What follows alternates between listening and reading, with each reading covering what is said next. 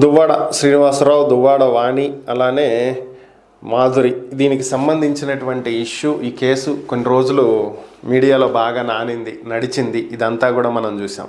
అయితే దువ్వాడ శ్రీనివాస్తో సంబంధం ఉంది అని చెప్తున్నటువంటి మాధురి తన కార్ యాక్సిడెంట్ చేయటం, హాస్పిటల్లో జాయిన్ అవ్వటం, డిశ్చార్జ్ అవ్వటం, ఇవన్నీ జరిగిపోయాయి. అయితే దీనికి సంబంధించి ఒక కొత్త అంశం తెర మీదకి వచ్చింది. ఇప్పుడు ఆమె మరొక వ్యక్తితో మాట్లాడుతున్నటువంటి ఒక ఆడియో లీక్ అయింది.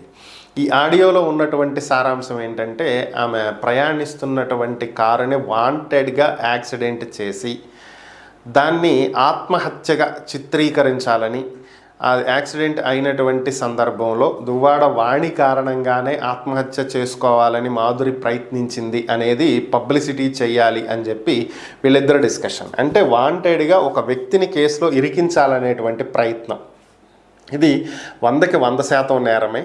మరి దీనికి సంబంధించినటువంటి ఆడియో ఒకటి సోషల్ మీడియాలో వైరల్ అవుతున్నట్లుగా తెలుస్తుంది. మరి దీనికి సంబంధించినటువంటివి పోలీసులు చర్యలు తీసుకుంటారా ఏంటనేది చూడాలి.